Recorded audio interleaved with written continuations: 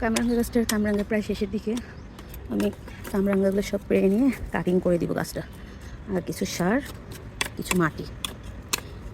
গাছটা একটু দুর্বল হয়ে পড়ছে।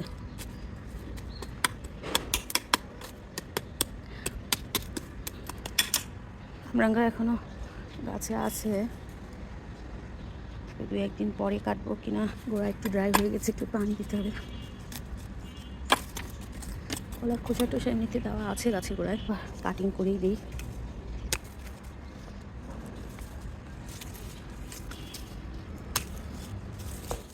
কামরাঙ্গা একটা সব, এটা হচ্ছে কামরাঙ্গা সহই কেটে দিলাম। কামরাঙ্গা আসলে থাকবে না, পাখি খাচ্ছে, তো কেটেই দিই গাছটা। এত কামরাঙ্গা ছিল।